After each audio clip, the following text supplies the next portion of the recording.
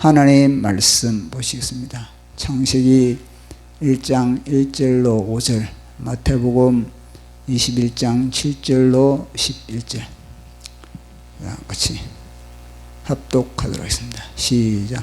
태초에 하나님이 천지를 창조하시니라. 땅이 혼돈하고 공허하며 흑암이 깊음 위에 있고 하나님의 영은 수면 위에 운행하시니라. 하나님이 이르시되 빛이 있으라 하시니 빛이 있었고 빛이 하나님이 보시기에 좋았더라. 하나님이 빛과 어둠을 나누사 하나님이 빛을 낮이라 부르시고 어둠을 밤이라 부르시니 저녁이 되고 아침이 되니 이는 첫째 날이라. 나귀와 나귀 새끼를 끌고 와서 자기들의 겉옷을 그 위에 얹으며 예수께서 그 위에 타시니 무리의 대다수는 그들의 겉옷을 길에 펴고 다른 이들은 나뭇가지를 베어 길에 펴고 앞에서 가고 뒤에서 따르는 무리가 소리 높여 이르되 호산나 다윗의 자손이여 찬송하리로다. 주의 이름으로 오시는 이여 가장 높은 곳에서 호산나 하더라. 예수께서 예루살렘에 들어가시니 온 성이 소동하여 이르되 이는 누구냐 하거늘 무리가 이르되 갈릴리 나사렛에서 나온 선지자 예수라 하니라. 아멘. 기도하겠습니다. 성삼위일체 하나님 아버지, 오늘도 이 공간에 우리와 함께 하심을 감사합니다. 성령 하나님께서 우리 각 사람을 말씀의 현장으로 인도하여 주시고 이 말씀이 우리 영혼육에 파장이 일어나고 파동이 일어나게 하여 주시고 말씀이 더욱더 정복되기를 원하나이다. 그래서 우리 영혼육이 예수 그리스도의 형상으로 변화되게 하여 주시옵소서. 또 말씀을 전하는 제 자신도 온전한 주님의 대언자 되기를 원합니다. 성령의 기름 부으신 바 가운데 주님의 나팔수의 사명을 감당하는 시간 되기를 원하며 예수님 이름으로 기도드리옵나이다. 아멘. 지난 주간 고난 주간을 통하여서 우리가 창세기와 그리고 또 창세기의 창조의 사건과 그리고 또 우리가 부활 주간 그리고 고난 주간의 한 주간 동안에 예수님이 예루살렘에서 일으켰던 그 모든 사건들을 우리가 살펴봤습니다. 그래서 이 예수님의 창조의 사건과 그리고 또 이 고난 주간의 사건의 하나의 그런 이 매치가 되고 등식이 이어진다는 것을 우리가 살펴봤습니다. 그것을 보면서 제 자신이 그 당시에는 전체적인 것을 제가 살펴봤는데 오늘은 이제 구체적으로 그것을 다 살펴보고자 합니다. 먼저 아웃라인을 살펴보면은 첫째 우리 예수님이 이제 이 예루살렘에 입성을 한 사건은 그것은 창세기의 첫날에 해당이 되는 겁니다. 주님이 예루살렘에 입성을 할 때 이제 첫날에 창조 첫날에 빛이 있으라 했을 때 이제 어둠과 빛이 이제 그렇게 갈라졌습니다. 그처럼 우리 예수님이 예루살렘에 입성을 했을 때 예수님을 환영하는 무리와 또 예수님을 경계하는 그런 무리로 그렇게 갈라졌습니다. 둘째 날에는 우리 예수님이 성전을 정화했습니다. 그 성전에 완전히 섞여 가지고 혼돈 속에 있는 그 성전을 우리 예수님이 정리를 하면서 정결한 것과 정결하지 않는 것, 하늘의 것과 땅의 것, 그것을 그렇게 정리를 했습니다. 창세기 둘째 날에는 하나님께서 궁창을 만들어서 이제는 하늘의 물과 땅의 물을 그렇게 나누었던 것입니다. 이제 우리 예수님이 셋째 날에는 무화과 나무를 이제 저주하는 것을 보게 됩니다. 그러니까 열매 없는 그런 무화과, 그 열매 없는 무화과 나무를 그렇게 저주를 했고, 그리고 이 무화과나무, 열매 없는 무화과나무는 다름 아니라 이 창세기 때는 이제 주님이 뭇을 드러내겠습니다. 이 땅의 물도 그것도 하나의 그런 나누는 거거든요. 땅에 이제 물을 한쪽으로 나누고, 그리고 이제 뭇을 드러나게, 땅을 드러나게 했습니다. 그리고 그 땅에 씨 맺는 채소와 열매 맺는 과목들을 그렇게 나게 만들었습니다. 그래서 이 무화과 나무를 저주한 것은 다름 아니라 땅에는 이 과목의 이 모든 목적은 열매입니다. 근데 열매를 맺어야 됨에도 불구하고 이 열매를 맺지 못한 이 예루살렘의 그 모든 제사장 서기관들, 그러니까 종교 기득권자들, 그 종교 기득권자들 향해서 당연히 열매가 있어야 됨에도 열매 없는 것에 대하여서 주님이 그렇게 저주를 했던 것입니다. 그리고 이제는 넷째 날에는 어떻게 되냐면은, 창조 사건에는 어떤 일이 벌어지냐면요, 하늘의 해와 그리고 별과 그리고 또 달을 그렇게 창조했습니다. 그런데 그게 일종의 낮과 밤을 그렇게 나눈 거거든요. 그와 마찬가지로 우리 예수님이 이제 이 셋째 날에는 뭘 했냐면은, 예수님의 제자가 가룟유다가 예수님을 이제 은 30에 파는 그런 하나의 사건이 있는 겁니다. 그리고 또 한 면에서는 또 뭐냐면은, 이 마리아가 이 300데나리온을 되는 그런 향유 옥합을 우리 예수님에게 이제 깨트려서 장사를 준비하는 그것을 이제 그 사건을 보여주고 있습니다. 그것은 바로 가룟유다의 어둠과 칠흑 같은 그 어둠과, 그리고 또 이 마리아의 찬란한 하나의 그런 햇빛 같은 그런 헌신을 그렇게 대비해서 우리에게 보여주고 있는 겁니다. 그래서 이제 넷째 날에는 이게 이제 우리 주님이 성찬식을 하는 날이거든요. 그 넷째 날에는 성찬식을 통해서 우리 주님이 우리에게 언약을 맺게 하는, 언약을 통해서 살과 피로서 진짜 생명이 뭐냐, 그걸 우리에게 이제 말씀해 주고 있는 겁니다. 피는 생명에 있다는 그 말씀처럼 온전한 생명, 그리고 또 이 온전한 그런 생명의 연합, 살은 연합입니다. 살은. 그러니까 온전한 생명과 온전한 연합이 됐을 때 그것이 온전하게 생육하고 번성하고 충만한 그런 축복된 그런 역사가 이제 펼쳐진다는 것. 그것이 바로 다름 아니라 창조의 날에는 그 창조의 사건은 뭘 일으키냐면요, 하늘의 그런 공중의 새와 그리고 땅에 많은 그런 또 동물과 그리고 바다의 물고기를 만들면서 비로소 우리 주님이 복을 선포했습니다. 생육하라, 번성하라, 충만하라. 복을 주시면서 그들에게 생육 번성을 충만했던 겁니다.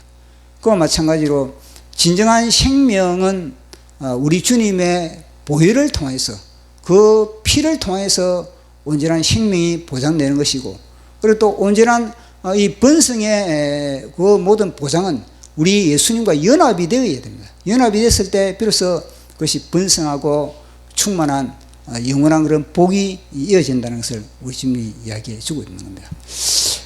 이제 이 5일째가 되면은 우리 주님이 십자가에 이제 못 박히는 겁니다. 십자가에 못 박힘으로 말미암아 주님이 이제 우리의 구원의 역사를 그렇게 이뤘던 겁니다. 이 창조의 날에는 다름 아니라 이제 하나님께서 모든 피조 세계를 다 그렇게 창조하시고 인간을 이제 마지막 이제 창조하신 겁니다. 그걸 보시기에 좋았더라. 그러니까 하나님의 형상으로 이제 우리가 만들어진 거거든요. 그 십자가에서 이건 어떻게 연결되냐면요, 십자가에서 우리 주님이 이제는 휘장의 찢음으로 말미암아 아담의 모든 죄, 하나님과 가려져 있는 아담의 죄, 그 모든 것을 갖다가 다 휘장을 찢으심으로 말미암아 하나님과 연합, 하나님과 소통을 이루는 하나의 그런 사건을 이루었던 것입니다. 그리고 또 뿐만 아니라 우리 주님이 옆구리에 창에 뚫려 물과 피로 말미암아 이것은 하나의 교회를 그렇게 하나의 탄생시켰던 겁니다. 그와 마찬가지로 이 창조의 그 사건도 마찬가지입니다. 아담과 하와를 만들어 가지고 온전한 한 몸을 그렇게 만들었거든요. 그러니까 우리 주님이 옆구리에 창이 뚫려 물과 피를 쏟음으로 말미암아 그것이 교회가 되어서 이제는 교회가 예수님의 그런 신부로서 이제는 완전히 완성을 이룬 겁니다. 그래서 우리 주님이 십자가에서 뭐라고 그랬습니까? 마지막에 다 이루었다 그랬거든요. 창조의 사건을, 영적인 그런 창조의 사건을 다 이루었다고 그렇게 선포를 했던 겁니다. 그리고 이제는 주님이 토요일 날 이제 무덤에서 그렇게 갇혔습니다. 마찬가지로 창조의 6일째는 그렇게 안식을 했던 겁니다. 그리고 이제 8일째, 이 8일째는 주님이 약속하신 것과 마찬가지로 사망 권세를 깨뜨리시고 부활의 첫 열매가 되신 것입니다.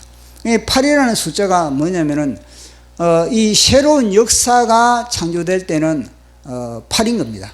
7은 완전수고 그리고 8은 새로운 출발을 이야기해 주거든요. 그러니까 이 인류의 역사에 이 처음 출발을 할 때, 그러니까 노아 홍수로 인해서 인류가 완전히 망했을 때 노아의 8 식구를 통해서 새로운 세상을 그렇게 이제 시작을 했던 겁니다. 그와 마찬가지로 또 이 아이가 태어나면은 8일째 할례를 하게 되는 겁니다. 그와 마찬가지로 이 부활도 우리 주님이 이 8일째 그렇게 부활을 하게 됐던 겁니다. 그래서 이 사건을 쭉 살펴보면서 제가 이걸 이제 하루하루, 그러니까 종려주일부터 이 부활 때까지 하루하루를 좀 더 깊이 이것을 한번 묵상을 하고 좀 나누어 봐야 되겠다, 이런 생각이 와닿습니다. 그래서 오늘은 이제 이 종려주일 때 어떤 사건이 일어났는지 좀 더 깊이 나누어 보는 그런 시간을 갖도록 하겠습니다. 자, 우리가 아는 것과 마찬가지로 종려주일 때는 한 사건임에도 불구하고 반응은 두 가지로 그렇게 나눠지는 겁니다. 이것도 하나의 그런 나누는 역사, 가르는 역사가 일어났거든요. 그러니까 한쪽에서는 우리 주님을 대대적으로 환영을 하는 겁니다.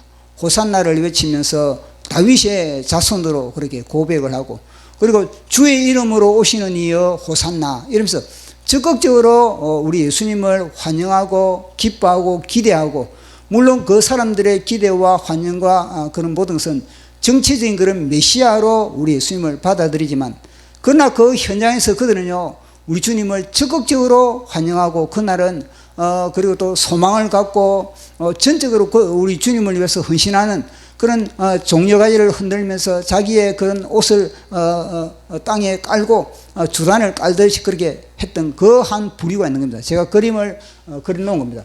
보십시오. 한 부류는 이 호산나를 외쳤습니다. 우리 예수님이 지금 나귀를 타고 예루살렘에 입성을 하고 있는데, 이쪽 부류는 빛에 속한, 이쪽 부류는 빛에 속한 겁니다.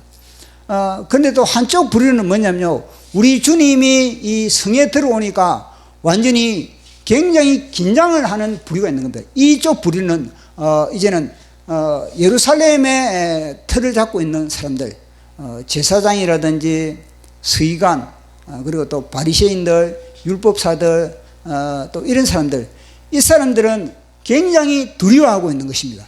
자, 이 두 부분을 얼마나 이 음과 양, 이 하나의 그런, 여기는 어둠에 속하는 그런 사람들입니다.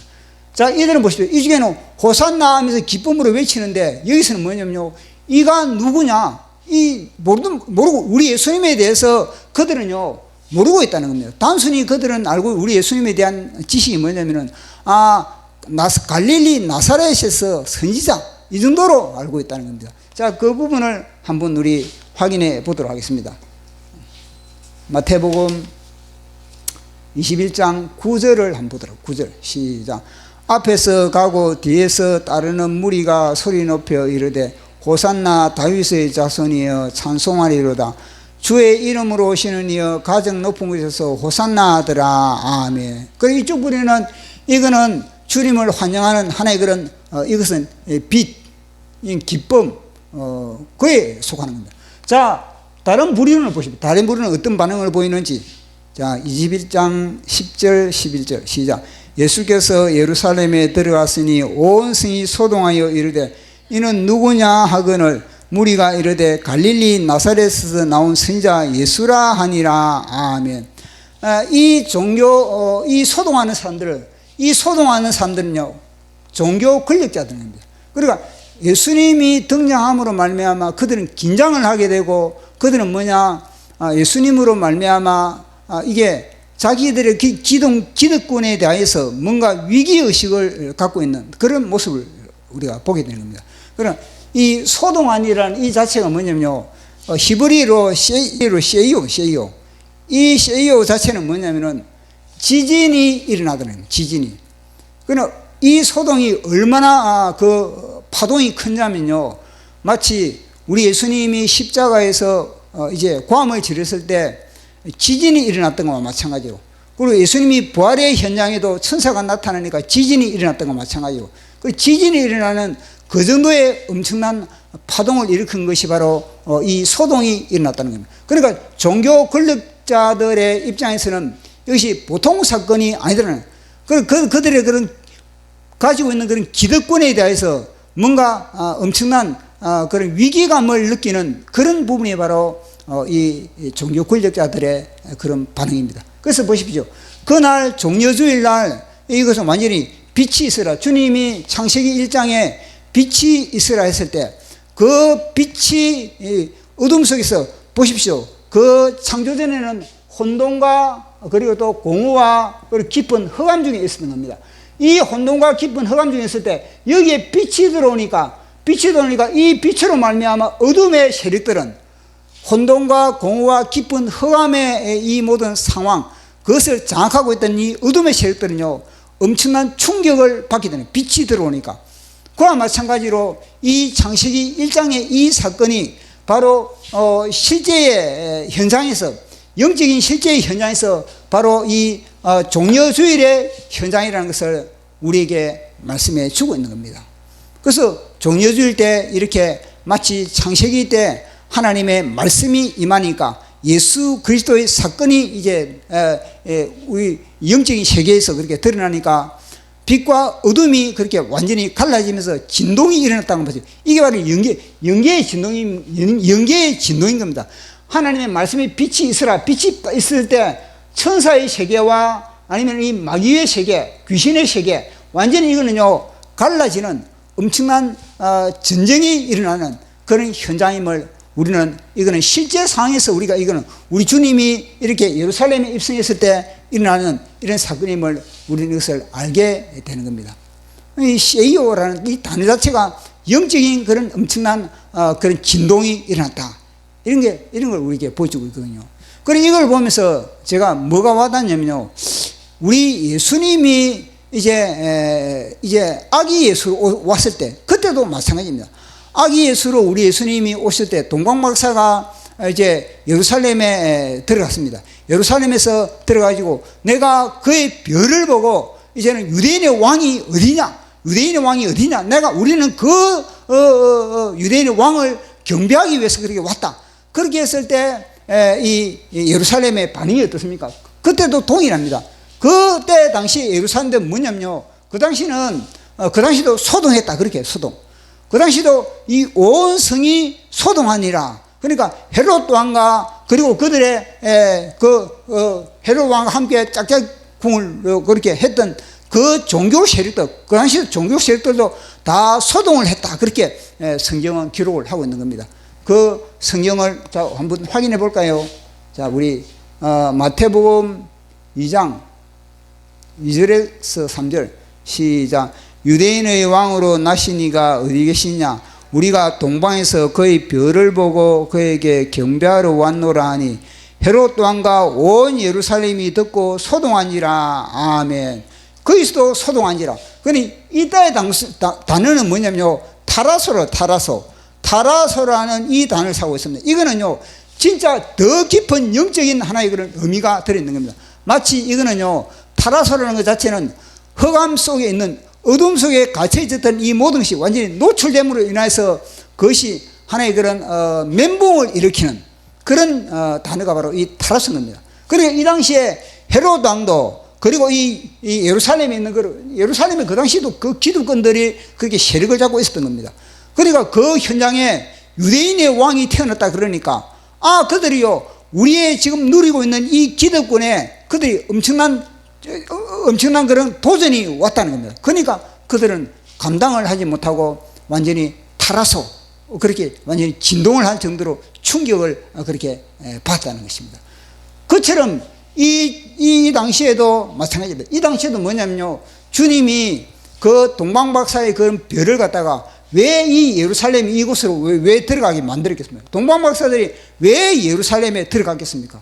그것은 다름 아니라 동방박사를 통해서 여기에 선포하기 위해서 그렇게 만들었던 겁니다. 그의 별, 그러니까 하나님의 창조의 이 주인인, 진짜 주인이 뭐냐? 나타났다는, 주인이 나타났다는 이걸 갖다가 선포하기 위해서 예루살렘에 들어가게 만들었다는 겁니다. 성전에. 그 예루살렘의 성전의 선포함으로 말미암아 뭘 하나님은 그걸 노렸는가? 그것은 다름 아니라 이 종교 지도권자들의 그들의 모든 허구를, 그들이 얼마나 혼돈과 공허와 깊은 흑암 속에 그들이 갇혀 있다는 걸 갖다가 폭로하기 위해서 그렇게 들어갔다는 겁니다. 보십시오. 만약에 유대인의 왕이 어디냐? 내가 그를 위해서 경배하기 위해서 왔다. 그러면요, 여기에 바리새인들, 서기관들, 그리고 또 율법사들, 그들은요, 다 이 동방박사들처럼 뭐냐? 경배하는 그런 자세를 가지고, 그리고 우리도 기다렸다. 그런 식으로 같은 반응을 일으켜야 되는데, 그들은요, 전혀 움직이지도 않고, 단순히 그 이야기만 듣고 나서는요, 그 순간만, 그들은요, 성경 인용을 해가지고, 그렇게 맞는갑다. 전혀 뭐냐면요, 액션이 없는 겁니다. 그걸 갖다가 폭로하기 위해서 그들의 그런 모든 혼돈의 상태를 갖다가 폭로하기 위해서 이게 동방박사를 갖다가 그곳에 보낸 겁니다. 또 뿐만 아니라요, 그 헤로드 왕 그것을 향해서 너는 가짜라는 걸 갖다가 폭로하기 위해서 그런 겁니다. 뿐만 아니라 너 속에 얼마나 너가 지금 어둠의 혼돈과 공허와 깊은 흑암에 쌓이는 그런 존재라는 걸 갖다가 그것을 갖다가 폭로하기 위해서 그렇게 동방박사가 예루살렘에 그렇게 타라서 그렇게 외치게 했다는 것입니다. 그 이걸 보면요, 예루살렘은 이거는 완전히 깨어나지를 못하고 있는, 완전히 진짜 혼돈과 공허와 깊은 흑암 속에 쌓여있는 곳이 바로 어디냐? 바로 예루살렘이라는 것을 우리는 여기서 확인을 하게 되는 겁니다. 그래서 이걸 보면서 참 이 예루살렘은 보통 문제가 아니구나. 이것이 이제 우리 예수님의 첫째 날의 그 사건이거든요. 그리고 이 첫째 날의 이 사건을 통해서 이제 예수님이 그곳에서 이제 탄생을 했던 겁니다. 뿐만 아니라 이 예루살렘을 보면, 이것을 보면서 이거는 단순히 예루살렘에서만 이런 사건이 일어나는가? 그게 아니라 이것이 바로 우리 심령에도 동일하는 거예요. 우리 심령에도 태초에 말씀이 되시는 예수 그리스도가 우리 심령에 들어오면은 우리 심령에도 동일한 이 두 가지 반응을 일으키는 겁니다. 한쪽에서는 기뻐하는 걸, 호산나를 외치는 그런 하나의 반응을 보이고, 한쪽에는 뭐냐면요, 그걸 갖다 싫어하는 그런 반응을 보이고 있는 그런 두 가지의 마음이 우리 속에 있는 겁니다. 그래서 우리 속에 이 두 가지의 마음, 이 두 가지의 이 마음 중에서 우리는 끊임없이 이런 부분을 점검을 하면서 이 부분을 갖다가 십자가에 우리는 가서야 돼요. 십자가에 이런 부분을 갖다가 못 받고 이 부분을 다 처리하는 그런 과정을 겪었을 때 비로소 이 사건은요, 또 여기서 끝나는 것이 아닌 겁니다. 이 사건도 언제 또 이어지느냐? 주님이 다시 오실 때 마찬가지 다시 오실 때, 주님이 이제 다시 만왕의 왕으로서 심판주로 이 땅에 오실 때도 동일한 겁니다. 심판주로 이 땅에 오실 때도 어떤 사건이 벌어지는가? 그때도 역시 동일하게 하늘의 별이 완전히 충격을 받고, 하늘의 달도 별도 다 해도 다 충격을 받고, 뿐만 아니라 이 모든 땅이 지진이 일어나고, 그러면서 다 우리가 다 뭐냐면요, 이 타라스와 같은, 그리고 또 쉐이코와 같은 이 쉐이오와 같은 그런 반응을 우리는 또 보일 수밖에 없다는 겁니다.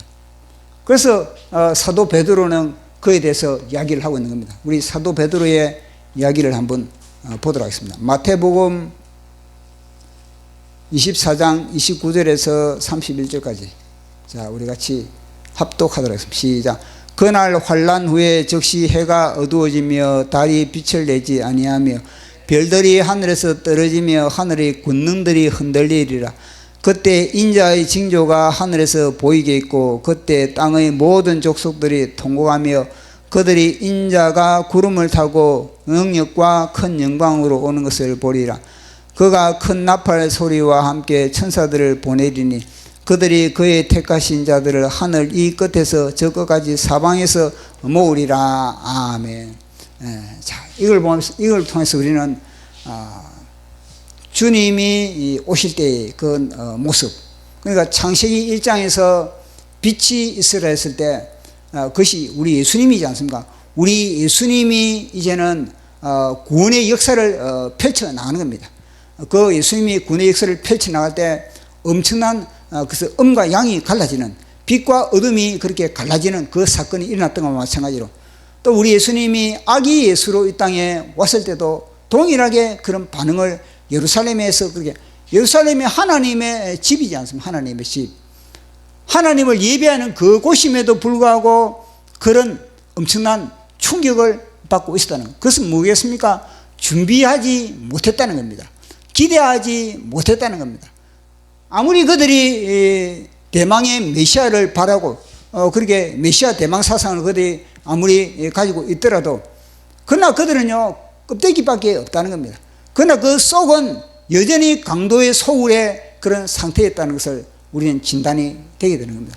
그런데 막상 또 우리 예수님이 종려주일날 이 예루살렘에 입성을 할 때도 마찬가지입니다. 이 종려주일날 그 당시는요 이 종려주일이 때문에, 그 다음에 유월절을 앞두고 있기 때문에 요세푸스의 그 기록에 보면요, 거의 요세푸스의 그 기록에 보면 그 당시에 양을 잡았는데, 그런 제물을 드린 양을 잡았는데 그 양의 숫자에 그렇게 기준을 해가지고 인원수가 얼마나 모이냐면 거의 한 200만이 모였다. 200만이. 그 조그만 도시에 200만이 그렇게 모인 겁니다. 그리고 순례자들과, 그리고 또 이 짐승들과, 그리고 또 이 로마에서 보십시오. 로마에서 그 200만이 그 모인다면은 그 로마에서 얼마나 긴장을 하겠습니까? 그러니까 그거 갖다 질서를 잡기 위해서 지금 같으면 경찰들 갖다가 얼마나 많이 풀겠습니까? 그러니까 여기에는요, 그 당시에 이 예루살렘에 유월절을 앞두고 있는 이 예루살렘에는요, 완전히 초긴장이 이루어지는, 긴장이 팽팽하게 되는 그런 현장이 바로 이 예루살렘이었던 겁니다. 그래, 이 예루살렘에 수많은 사람들이 모여있는 그곳에 우리 주님이 입성을 했을 때, 한쪽에서는 호산나를 외치고, 한쪽에서는 저자가 누구냐 완전히 두려워하고, 그런 음과 양이 갈라지는 그런 사건이 벌어지는 겁니다. 그런데 이것이 단순히 예루살렘에서만 이루어지느냐? 아닌 겁니다. 이거는 이제 앞으로는요 전 우주적인 사건이 벌어지는, 이게 이제 확대돼 가지고 전 우주적으로 주님이 구름 타고 오실 때, 이런 사건이 동일하게 이루어지고 있다는 겁니다. 그러면 우리가 주님이 오실 때 우리가 호산나로 예수 우리 왕이여 이곳에 오셔서 보좌로 주여 임하사, 호산나를 외치면서 주님을 찬양하기 위해서는 우리의 심령이 늘 준비가 되어 있어요. 준비가 늘 우리의 심령이 주님을 찬양하고 주님을 경배하는 그런 자세가 되어 있지 않으면은 여기에 어둠에 삼킴을 당할 수밖에 없다는 겁니다. 그러니까 이 종려주일은 종려주일은 빛과 어둠을 가르는 날이 언제냐? 바로 종려주일인 겁니다. 창세기 1장에 빛과 어둠을 갈았던 것과 마찬가지로 종려주일 날 빛과 어둠을 가르는 겁니다. 다시 주님이 오실 때도 마찬가지입니다. 알곡과 쭉정이를 가르는 것이고, 기름등불 준비한 자와 기름등불 준비하지 못한 자를 가르는 것이고, 그렇게 가르는 역사가 일어나는 겁니다. 그래서 우리는 다시 주님이 오실 때 우리는 어디에 속해야 되겠습니까? 빛에 속해야 되는 거예요. 빛의 자녀로서 빛에 속하기 위해서 늘 우리가 빛의 자녀의 그런 삶을 살아가기 위해서 어둠을 끊임없이, 우리 속에는 빛과 어둠의 전쟁입니다. 매일 우리는 빛과 어둠의 전쟁 가운데 우리는 있는 겁니다. 그래서 우리 속에 있는 모든 이 어둠은 끊임없이 우리는 십자가에서 이 어둠을 처리했을 때 우리는 빛으로 살아갈 수가 있는 겁니다. 그래서 끊임없이 우리가 빛과 어둠의 전쟁 가운데서 이 어둠을 물리치고 이 어둠을 십자가에 못 박는 저와 여러분들 예수 이름으로 축원합니다.